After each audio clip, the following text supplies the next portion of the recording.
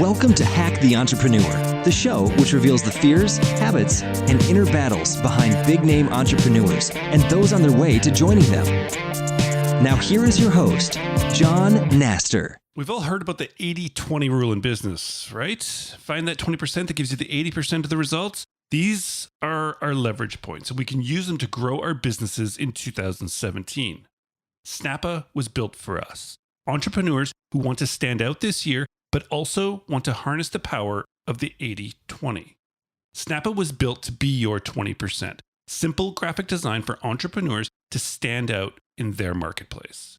Go to snappa.io/hack. That's snappa.io/hack. The fastest way for entrepreneurs to create graphics. Hey, this is Hack the Entrepreneur. Thank you so much for joining me today. I'm your host, John Naster, but you can call me Johnny. My guest today is an ethical search engine optimizer, digital marketer, and an entrepreneur. He's launched 2 startups, had 2 successful exits, and is now working on startup number 3, Checkli. Checkli is a web and mobile app that helps people make and share private or public checklists.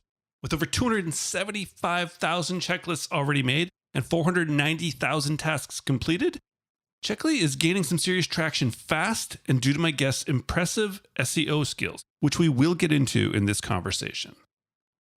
Now, let's hack Marvin Russell. I want to take a moment to thank today's sponsor, Snappa, the fastest way for entrepreneurs to create graphics. Getting your business up and running is hard, and growing it is another hurdle altogether. It seems like we never have enough time to do all the things that we know we should be doing in our businesses. The things that matter. The things that will help us stand out and grow. Creating awesome Facebook, Instagram, Twitter, and Pinterest images can and will allow your business and message to go wide and find your true fans. But creating images that look great and getting shared is hard, and it's time-consuming. Whether you need a blog post image, a social media post, or even a complete infographic, Snappa saves you time every step of the way. Think of how long it took you to create an image for your last blog post. Here's how it works with Snappa. You start with the perfect image dimensions, perfectly sized in one click. Then you get a head start with pre-made templates. Just stop staring at that blank screen. Then you find free high-resolution stock photos right inside of Snappa. Then you add text, graphics, and effects in seconds. Literally, even for somebody like me. Then you schedule and share your graphics instantly on social media. Completely without leaving Snappa. Done. Now you get back to running your business. Snappa was built to make graphic design easy for entrepreneurs. Right now I have a special offer. Go to snappa.io/hack and make 2017 the year you start looking like the real business that you are. Stop wasting time. Use Snappa.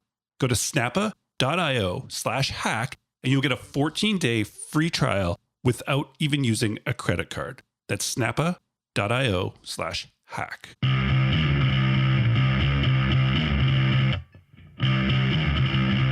We are back with another episode of Hack the Entrepreneur. And today we have a very, very special guest. Marvin, welcome to the show. Thanks. It's great to be here. I'm excited to talk to you. Oh, very cool, man. I think the pleasure's all mine, and I think it's going to be a lot of fun. So yeah. Let's jump into it. Sounds good. Marvin, as an entrepreneur, can you tell me what is the one thing that you do that you feel has been the biggest contributor to your successes so far? It's a good question. I'd probably have to say, actually, it rings a bell. It rings a bell to me that it's going to sound very cliche, but it's a Steve Jobs quote. It's that quote where he says, "I'm absolutely convinced that half of all entrepreneurs who are successful because of pure perseverance." And I know it's cliche to quote Steve Jobs, but that is by far the statement that I think about over and over and over again when I think about my success. It's pure perseverance. It's how bad do you want something when, things are down, things aren't going so well? How bad are you willing to push through things? What are you willing to sacrifice? So it's really those things. It's really perseverance.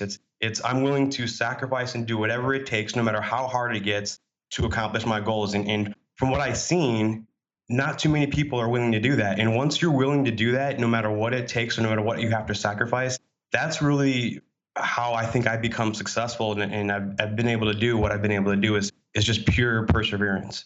I love it. I love it. So perseverance. And I think you're right. Like there's all of a sudden this, and I don't know when it happens or if it's like innate within us, but it'd be cool to have your opinion on it. But you're right. When you say that there's that idea of perseverance where you're going to do whatever it takes, it doesn't matter. And there's something about once you've made that shift to that, that's just how you think from now on. And it's never like when things get tough, it's like, maybe I can get a job, or maybe it's like that never kind of crosses your mind. It's like, no, what can I start? What else can I do? And it's a weird thing. Like, is this something that you've sort of innately had within you? Do you think this perseverance and whatever it takes, or is this something that has kind of evolved over time? It's funny. I really have thought about that a few times. And here's what I think that it boils down to. I definitely think it's inside of you, but I always often wonder back when growing up, I was a small kid. I was, like, I don't know if you've seen the movie Rudy, but I was 5'0", 100 nothing. And the reason why I'm referencing that is because my father was a pretty big football star at Notre Dame. He was a starting middle linebacker for, a national championship team. And growing up, people would always ask me, why aren't you his size, or why are you so small, or whatever the case is. I would get these questions left and right, like, look at your father and then look at you, you're so tiny.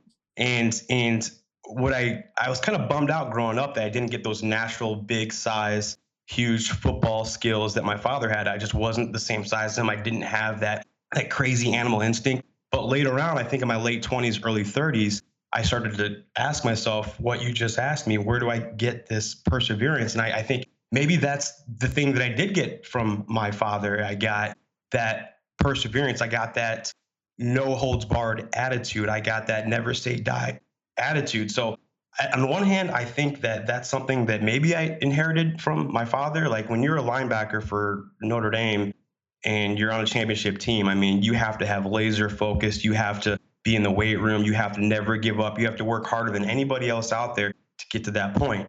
And I started to dawn on me that maybe I did get something from my father. It might not have been the weight. It might not have been the athletic skills, but maybe I got that passion, that perseverance, that never say die attitude. And that's kind of where I think it comes from. But at the same time, I don't want to discourage anybody thinking that, well, it has to be passed on to me. Because I believe that only half as much. I only think that's half the reason why I am the way I am. The other half is just, it's truly what's inside of me that I think I want to be successful more than the next person. And that's just that desire, that back to that perseverance. Wow. So you want to be, yeah, because it's like hearing you go through this, it seems like it could have went two ways, right? Like your dad's super into football and driving, like built like a football player, and then you're not. Some people would take that as like, well, I'll never be whatever. I wasn't born with the skill, and like could go down like a terrible road following that as in like, I just wasn't born to be whatever.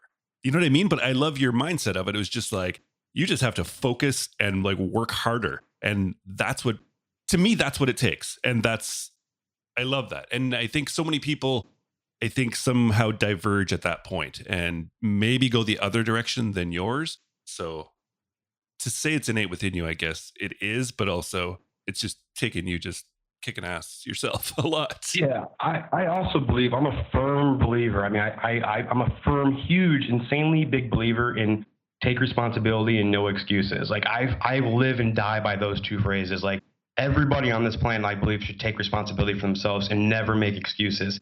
And when I talk to other entrepreneurs, I know some people call them, entrepreneurs, but when I talk to other people who want to be entrepreneurs or entrepreneurs, I hear the same thing over and over again. They're not willing to make sacrifices. They're not willing to, when I first did my first entrepreneurial project, I had a regular full-time job. And after I got home from my job, I would stay up till 4 a.m. learning this new skill, this new trade to start my own company.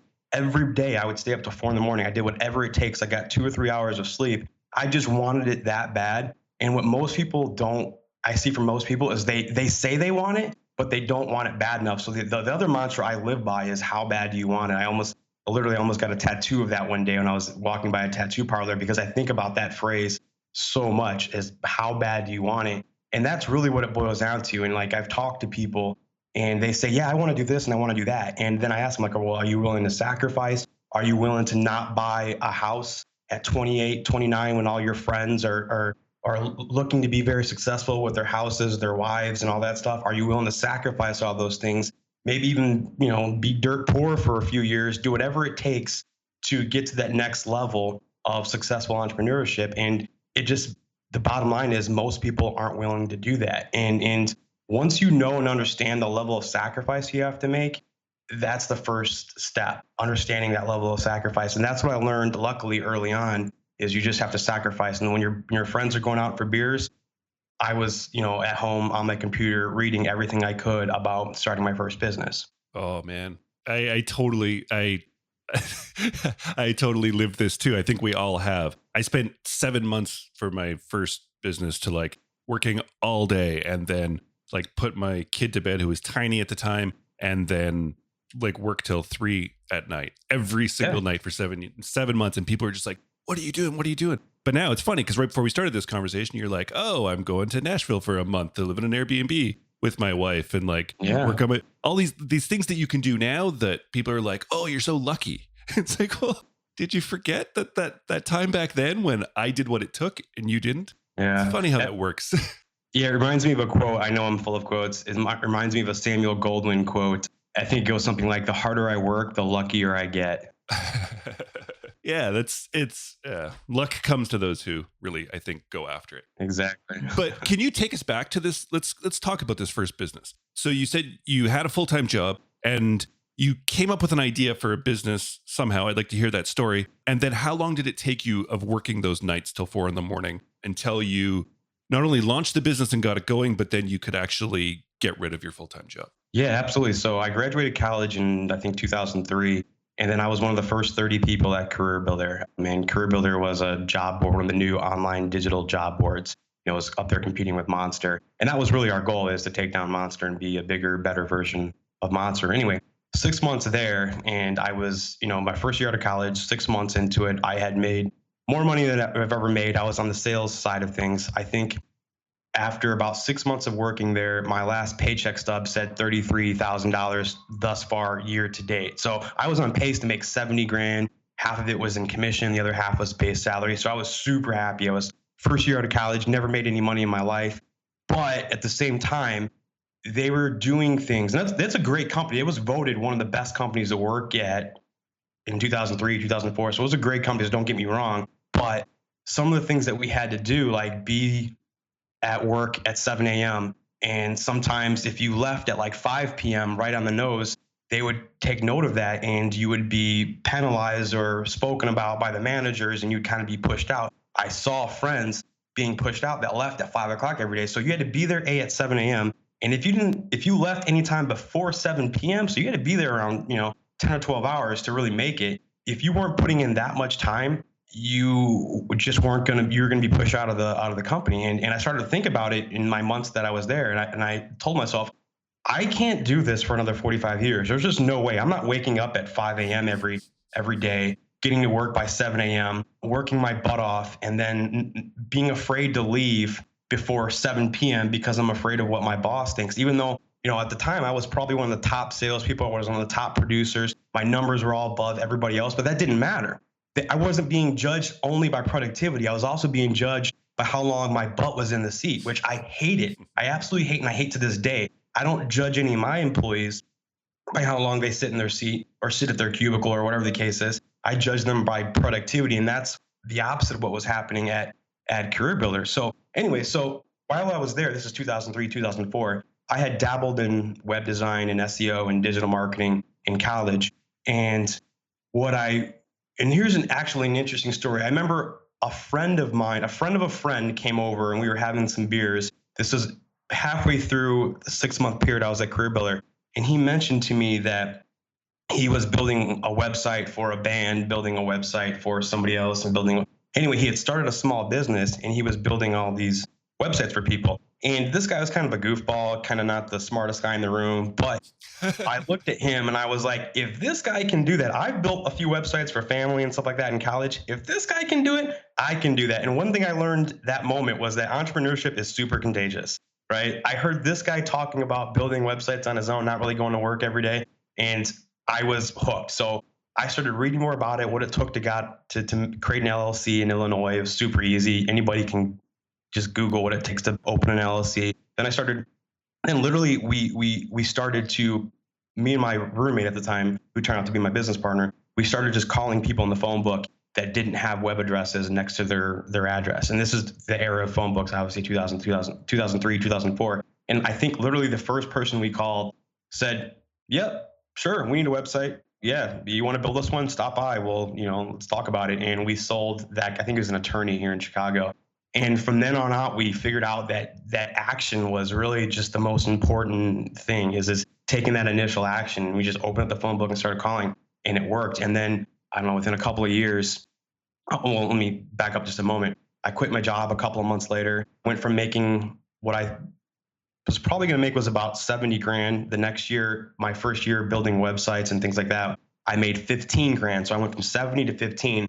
And I promise everybody that's listening, I could not have been happier. I was super insanely happy making 15,000 a year. It was fantastic because what I was getting was my freedom. And I figured out very soon that freedom was a little bit more important than money. Well, a lot more important, I should say. So that's kind of, fast forward a few years later, I had 30 employees on Michigan Avenue in the nicest part of Chicago, in the heart of the business district, working with some of the biggest brands in the world within the next few years. So it all just started with just opening up a phone book and just making a few phone calls, and literally that action, just starting, is what triggered my success and got me started. I love this. There's a couple of really, really cool things in here. That first one is what you just reemphasized, which is picking up the phone and taking the action, especially with like digital entrepreneurship, right? Like through you want to build websites and you want to create this sort of digital company. Most people, I think, want to do that because they think that they can avoid like having to make that sale, right? It's like, if I just put up a good enough sales page, I don't have to ever talk to anybody, and but picking up the phone and like making that call, like it's funny that it's almost called like old school business tactics now. Right. But it works so friggin' well. Yeah. It's just, it's action. People, I see that a lot too. I mean, people do just put up websites and they expect magic to happen and people just to come to their website, and all of a sudden now they're successful. They're going to be an entrepreneur and all these things. But you're right. Without action, you're not going to get that reward. Exactly. And then you said that you started this first company with a roommate who was then your business partner. So things didn't work out too well with that. I mean, I made a huge mistake early on this company was very successful. It was called the Ocean Agency, and actually was acquired from me in 2014 by a much bigger company here in Chicago. And it was very successful acquisition. But early on, I made a mistake of partnering with the wrong person. And the first sign that it was a mistake was that I partnered with somebody who could do exactly what I could do, right? So that was my mistake number one. So I was really super great at sales and communication and marketing, and he was really, really good at sales and marketing and things like that. So we did the exact same thing. And when you're starting a digital type company, it's better to get somebody who can do what you can't do. Neither one of us were developers. So my biggest regret, we bumped heads a lot early on, and we both were doing the same thing.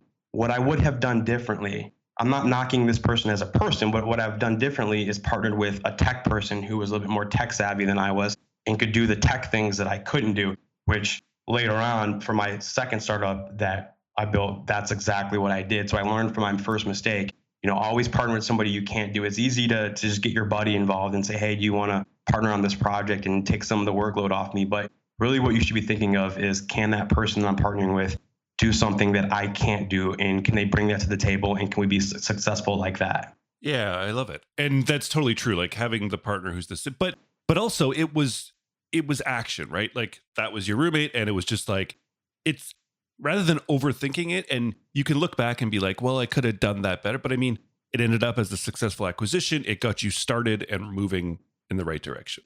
So really, Yeah, absolutely.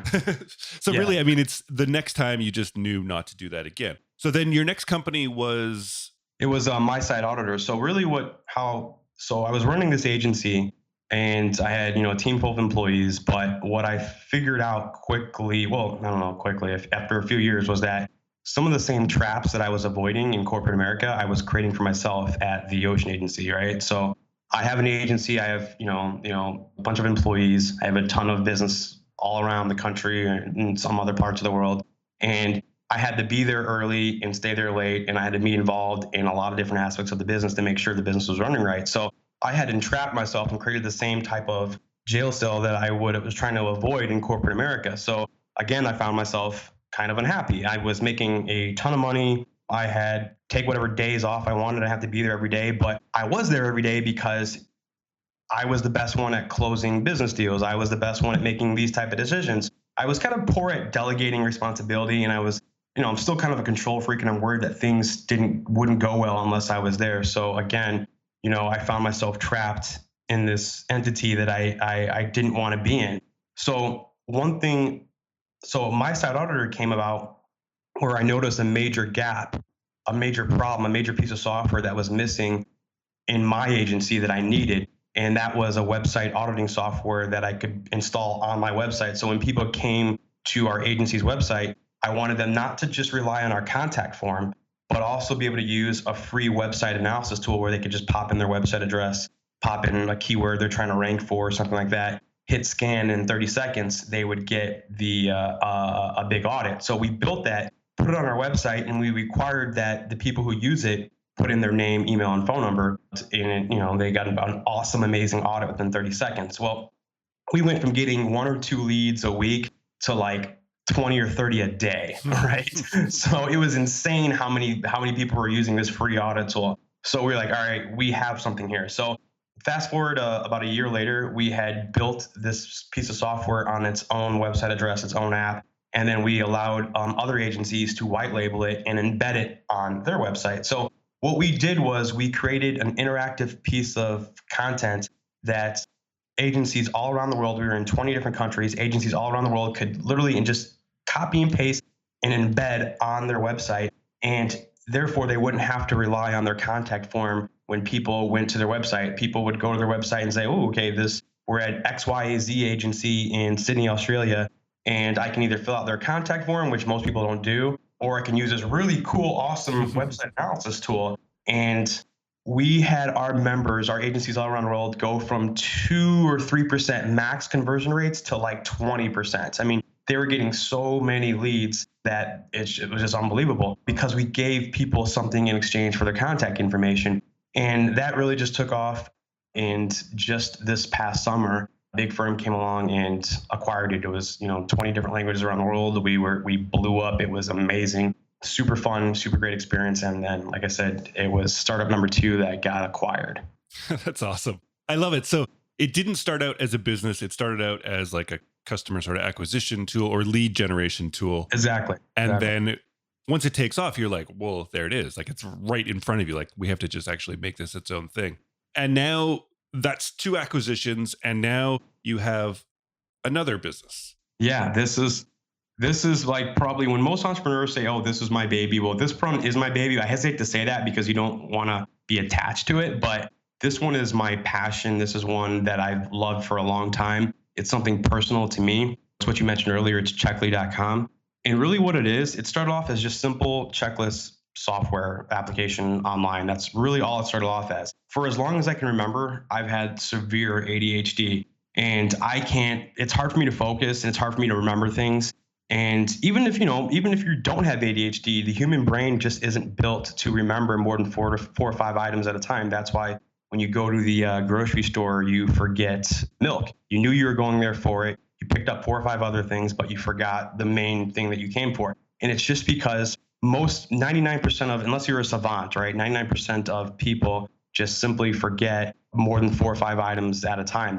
Our brains aren't built to remember those things. So the checklist is one of the most simplest and one of the most important tools on the planet. And what I really did was I just kind of harnessed it into one app and I stripped it down, made it ultra simple. and then optimize the hell out of it. And now if you type in, now it does a few other things, and I'll clarify it in a second, but now if you type in the word like list maker in Google or checklist maker, or just the word checklist, we come up number one, number two, and number three. And we have about 50,000 members all around the world right now and getting 40 or 50 new ones a day. And they say the same thing over and over to me. And the reason why I love your app, I love your tool, is because of how simple it is. So my goal was to, instead of adding features to make the app cooler, my goal is to remove features to make the app simpler. Like I don't want a feature staring my customer in the face all day, every day, when they would only use that feature maybe once a year or something like that. So my goal was to remove as many features as possible from this. So fast forward a little bit, we launched the web app. It's extremely successful. Then last year in April, we launched the iOS app. I'm a member of 1871, which is an incubator startup place here in Chicago. It's just kind of like meet people. It's a networking place. And I met a small iOS app team that was just getting off the ground, and they literally built my app for a couple of $1,000s. It was really great, really simple. So there's people out there that can do that. For the people who are listening thinking like I could never afford an app or build an app, you just got to find people who are hungry and young like you are in the industry and just want to get some experience or get a couple of projects under their belt. So anyway, so now we have the web app, which is extremely popular, the iOS app. And we just last month hired our first full-time software engineer that is now, we're almost done relaunching our brand new massive platform, which has it still has the checklist application for consumers, but it also has a pro version for businesses. And what the pro version allows our businesses to do is brand these checklists with their logo, their colors, their contact info, all that stuff, and share those checklists with the world.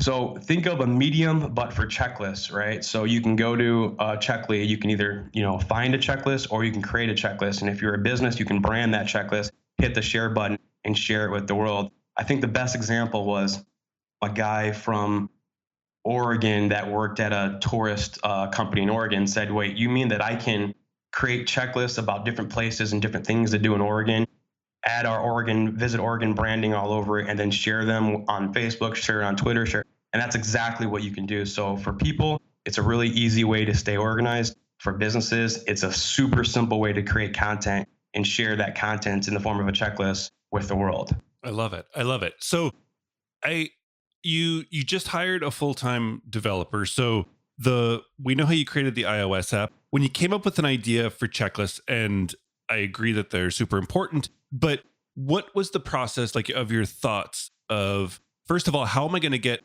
a first version built? Yes. And then also, at what point did you think, like even before starting, what was like the horizon like for monetization? Or was that even important at the beginning? Well, the cool thing is that right now, because I just sold my last company, is I don't have to worry about monetizing the company just yet. Trying to get some investors now involved, and they're going to definitely not agree with that. They're going to want to make money. So right now, I'm not worried about monetization, but I do have a monetization, plan for revenue channels. But to back up how I got started with this, is it's really simple. I think, just knowing a couple simple tricks of the trade, I'm in the industry, so I know how to get things done for really cheap. And for the listeners who have never done this before, I spent probably, I don't know, $500-600 just getting a basic checklist app tool up and running on, at the time I owned checklistpal.com.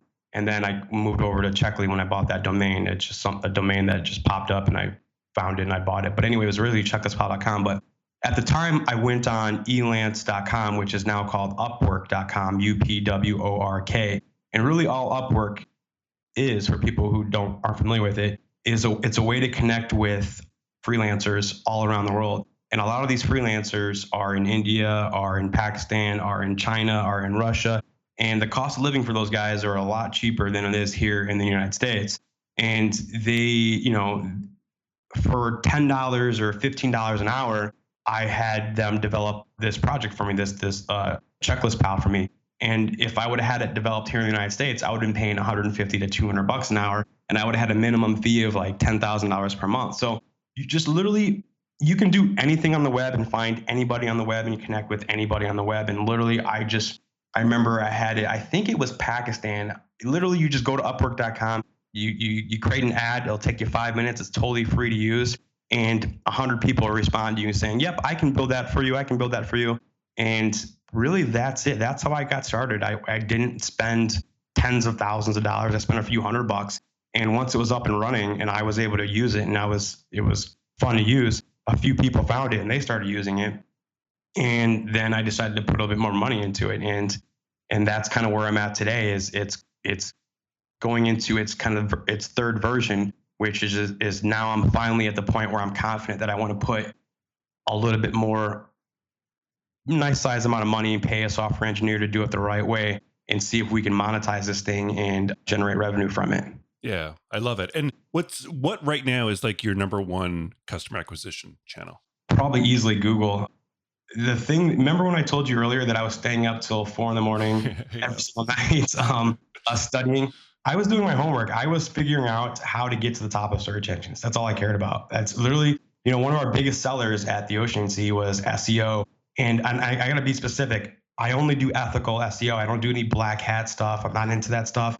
If it's not ethical, I'm not doing it because it's not worth it. I don't want to get banned from Google. However smart we think we are, Google's 10 times smarter. And if you think you're getting over on them, it's just a matter of time. So I did my homework and I studied ethical SEO for a long time. And I figured out what it took to get to the top of page one. And I tested and I tested and I tested. Now, if you type in the word checklist, I think we come up number 2 or number 3. If you type in checklist maker, we come up number 1. And here's a cool, interesting aspect of that. Most people in the checklist app industry, most of my, I don't know if you call them competition or what, there are plenty of checklist apps out there. I consider myself a little bit different than a lot of those, but most of them went after the to-do list market. And here's why. Let's say, I don't remember the exact numbers, but let's say there's 1 million searches every month done for some type of list maker app, right? Well, 700,000 of them were for to-do list related keywords, right? Anything related to the word to-do list. Only like 30% or like 300,000 of them were related to checklist, right? So most people went after the to-do list market because it's huge, it's massive. I went after the checklist market. People who type in the word checklist, it's much smaller, but you know what? I cornered that entire market and nobody's above me in the search engines now. If you type in anything related to checklist or even list maker, I come up usually number 1, maybe number 2, but usually number 1. And I guess it's lower hanging fruit if you want, but it's still a giant piece, massive piece of lower hanging fruit that I went after. And it's important to note, you don't always have to go after the biggest market. You can go after a smaller market and really that's, I think, a contribute to a lot of my success. Majority of people find Checkli organically. They type in checklist maker, list maker, free list app, free list maker, and boom, I come up number 1. So that's been the brilliant thing I think about my site auditor and Checkli is that my cost per acquisition has always been 0. And I sold my site auditor well into the 7 figures and with a cost per acquisition of 0. I don't pay a dime for customers. I do it all organically and I do it either through creating awesome content or optimizing the heck out of the websites. And I know I think that's something that separates me from a lot of other companies out there. If you're going to start a checklist app, you're going to have to spend a couple of $1 million to get the amount of traffic, the amount of business that I get. I get it for free just because I did my homework. And the information's out there. If just Google ethical SEO, and you know what? I'll even give you a big tip. Go to My Site Auditor. Now, I'm not trying to sell you on My Site Auditor because My Site Auditor is for businesses or for agencies. But go to My Site Auditor, MYSITE Auditor, AUDITOR, and go there and run a few free audits. Even if you're a business, even if you're just a startup person, if you're an entrepreneur, run a few audits. My secret recipe is in those audits. Run them, and that's how I get to page 1. That's how my cost per acquisition is 0, and that's how I'm able to be super successful, in my opinion, without spending any money on marketing. I love it. I was going to ask you, well, how can we do that? You're like, there it is. I don't even own the company, but My Site Auditor. And as you were talking, I typed in checklist.com. So I'm up in Canada. In Toronto, you came up number 2 under checklist. Nice. The checklist manifesto comes up above it. Yeah, I read that book. It's amazing. It's one of the best books ever written. And then it's funny because checklist.com, which you would think would have be able to get better SEO, is number 5. They're way below you. Yeah, that's impressive. So the same thing with list maker, the same thing with checklist maker. I mean, I literally get 40 to 50,000 people per month finding the site and using it regularly. Yeah, and it works whatever you're doing, because also you're number 2 and it's 138 million results. Yeah. So you can't buy that. Like people are paying lots of money to be through PPC to be up on page 1 of Google like that, and I don't pay a dime. And literally my formula, no joke, is on my site auditor. I love it. I love it. I'll link to that in the show notes for everyone, and make sure you go and check that out. I know I will as soon as we're done here. But Marvin, this has been an absolute blast. I want to wrap up with one final question for you. Sure. It's this idea I'm working with calling the entrepreneurial gap, meaning that there's this gap I think that we live in as entrepreneurs, as dreamers. I feel like no matter what we accomplish personally or in business, we feel personally that our success is always in front of us. So in 1 month when you get to get funding, or in 6 months when you hit that next metric, that's when you'll see yourself as successful. Yet both you and I know that right before you hit that, you're going to set bigger, loftier goals into the future, which I agree we have to do. But we end up, I feel like we never, from the outside, we look super successful. From the inside, it's always, always, always in front of us. So I would love it right now, Marvin, if you could. You've accomplished a ton, more than most people will ever accomplish in business already. You're young and you have a lot in front of you. But I would love it right now if you could stop, turn around, and look behind you at the highs, the lows, the wins, and the losses. But tell me how you feel about this whole entrepreneurial journey up until today. I feel really good about it. I think you made some really interesting points that,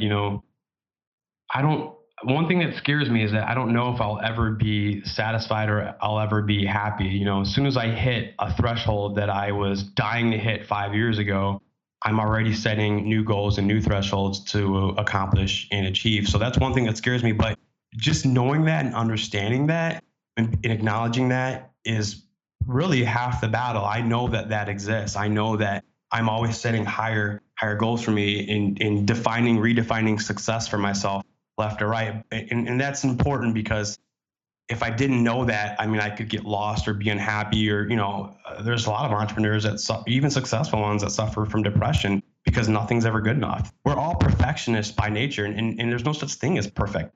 Perfection is just like, it's a word and it has meaning to it, but it really doesn't exist, because everybody, even if you found perfection, really everybody's definition of perfection is different. So chasing perfection is something all entrepreneurs do. And that definitely does worry me, but not as much as it used to, because now I'm at least aware of it. Suffering from my journey here, suffering from anxiety and things like that, just, keeping me up, waking up at 4 a.m, stuff like that really sucked at times. I wouldn't change it for the world, but those are some of the hardships that you deal with, to become successful. So my journey thus far has definitely been, definitely been up or down, but I don't know. I guess I'm trying my hardest to find out where I'll be happy and what. And one thing I did learn is that my success is definitely not determined by how much money I've made. I have enough money where I don't have to work for a pretty long time, but at the same time, I'm still working. So, and I haven't really changed my lifestyle at all. So it's hard to believe for people that haven't, been acquired or anything like that, or don't have a little bit of money in their pocket. It's hard to believe, but the biggest lesson I probably learned was that the biggest thing I was chasing is freedom, and true freedom, the freedom to wake up in the morning and do whatever the hell you want to do. And that doesn't mean waking up in the morning and going to the beach. If I want to work on this new cool website project that I have, I want to work on that. I don't want to work on anything else today. I want to do this. If I want to go meditate, if I want to go do yoga, if I want to go to the gym, if I want to work my butt off all day, if I want to go to a coffee shop, that's the biggest lesson I learned, is that what I'm then chasing is pure freedom to do whatever I want to do and not do what I have to do. And there's a big difference between doing what you want to do and doing what you have to do. And I guess I'm almost there. I can do whatever I want to do for a while, but not forever. So I guess that's what I'm still chasing, is the ability to do whatever I want to do for the rest of my life. And I think I'm halfway there. Awesome, man. I love it. I love it. I love it. All right. Checkli.com is the new business. Head over there, check it out. Use Checklist. It's a new year, and get yourself organized and getting stuff done. Plus, you can use the pro version if you want to brand it for your business. My Site Auditor, definitely check that out, because we just heard how to get your site to #1 spot in Google, and that is the place to do it. On hacktheentrepreneur.com, in the show notes, I'll link to both those for you. a link to Upwork, which we talked about, Career Builder, we mentioned in passing. And then I'm going to try and track down this 1871 incubator. Maybe there's some other people in Chicago listening that could use that as well. So yeah, man, it's been a blast, Marvin. Thanks so much for sharing, man. Thanks for joining me. Thanks for being so open. And just keep doing what you're doing, man, because it's awesome to watch. Yeah, thanks for having me. And I would tell your listeners to late January 2017, the new Checkli platform will be up and running. So the old one's up there right now. We're taking it from slow and ugly to fast and beautiful. So look out for it in late January 2017. I love it. That's a great pitch. Take care, Marvin. All right, take care. Thanks again. That was a lot of fun. Marvin, thank you once again so much. That was a cool conversation. And I appreciate you sharing so much. And I love your determination, but also this methodical approach to building companies, almost solely based around customer acquisition or getting customers via ethical SEO. And then we got to dive into that. You said that's how you did the first two companies, sold them off, and now you're starting a third one, which is obviously working because we've talked about the numbers. So it's really cool that you shared with us My Site Auditor, which you don't own anymore, but it's still a great place for people to start. But right after we stopped recording, Marvin shared with me SEOforbeginners.com. So I'm going to link to that as well in the show notes. But if you want to learn for free, completely for free, I don't think there's anything to catch you here to pay. Marvin has created a site called SEO for Beginners, and I believe there's 10 different video episodes right on there, starting right from scratch, going through optimization of your page, keyword research. And there's a lot of SEO sort of nonsense, if you want, out there in the world. But I want to learn from somebody who's built two businesses based on SEO ethically, selling both those companies, and now proved it right in front of us, this third one. So SEOforbeginners.com, that's a hidden treat that Marvin didn't get to share with you. So we've reached the point in the conversation now where I get to go back and I get to listen to it as a third person as you get to listen to it originally. And so I went back through and I listened to everything that Marvin said. And then I went back again, and then I went back again. That third time going through the conversation, I don't know how I missed it those first two times, but that last time through, there was one thing that Marvin said that was so very, very, very clear to me. I honestly have no idea how I missed it, but it was that one thing. Did you get it? Did you hear it? Let's do it. Let's find the hack.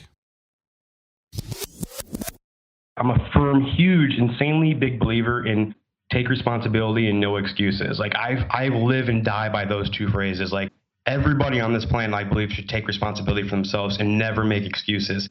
And when I talk to other entrepreneurs, I know some people call them, entrepreneurs, but when I talk to other people who want to be entrepreneurs or entrepreneurs, I hear the same thing over and over again. They're not willing to make sacrifices. They're not willing to, when I first did my first entrepreneurial project, I had a regular full-time job. And after I got home from my job, I would stay up till 4 a.m. learning this new skill, this new trade to start my own company. Every day I would stay up till 4 a.m. I did whatever it takes. I got 2 or 3 hours of sleep. I just wanted it that bad. And that's the hack. Marvin. It's the beginning of a new year. It's 2017. I think there's probably people out there that still need to hear this. I still need to hear this sometimes, even though I have a business and I don't have to go to a job I don't like to. And I have now for 7 or 8 years or something on the internet, whatever it's been. But this is huge. Because I go on to explain after that I had to do the exact same thing. I spent 7 months working a full-time job, coming home, putting my child to bed, and working until 3 and 4 in the morning every single night. That's what it takes. And it's interesting because this goes back to, there's this guy, Eric Thomas, on YouTube. I'm going to link to the video in the show notes because it really stuck with me early on. He's kind of like the hip hop motivator or something, but he does this one speech to this small classroom about how bad do you want it? And until you want it so bad that you're willing to give up hanging out with friends, that you're willing to give up watching your favorite shows, that you're willing to do anything it takes, until that point, you don't get to do what you want to do. And I really, really, really, truly admire this, Marvin. And then I also really love this mantra that you live by. take responsibility and no excuses. So this is beyond even when you've started. This is like when you are running a company and something goes wrong, take responsibility for it. It's your company. Don't blame it on somebody else. Don't try and hide behind the fact that, oh, it wasn't you that did it or you're just the CEO. Take responsibility. No excuses. Make things better. Learn. Grow from things. That's how we get better. That's how we become who we want to become. Next time you hear yourself or you hear anyone making an excuse or not taking responsibility for something that happened around them, think of Marvin. Marvin has built and sold 2 companies, is on his way to his 3rd one. This isn't just nonsense talk. This is real. This is it. This is what it takes. It's hard sometimes. It's hard sometimes to take that responsibility, especially if it's not directly your fault. If you are in charge and somebody is under you or working with you on a team, be the one to take responsibility. If you work for somebody else right now and something goes wrong on your team and everybody tries to avoid it, take responsibility. Those are the kind of things that make you even move up within your company. People admire somebody who's willing to take responsibility and stop making excuses. Marvin, thank you so very, very, very much. HackTheEntrepreneur.com is the website. There's going to be some really good links there. You got to go check it out on Marvin Russell's episode. Checkli.com, CareerBuilder.com, my site auditor, as well as he talked about Upwork and also SEOforbeginners.com. Great place to start. And there's going to be an excellent video by Eric Thomas there that this is a good video. I go back to this a lot. I do. It's something that motivates me still. It's only about a 10 or 12 minute video. It's quite old now, but it's so good. And some days when you just need that kick in the ass, I find that it works really well to just kind of get you over the hump and keep you going. So I'll put that in the show notes for you and it'll be there. Once you're there, I mean, hey, I don't know. There's links to my Facebook, my Twitter, email, anything you want. Reach out. Say hi. I'd love to hear from you. That's it for now. It's been fun. This is good. 2017 is starting out strong. All right. Enough talk. Thanks for stopping by. You know that I totally appreciate it. And please, until next time, keep hacking the entrepreneur.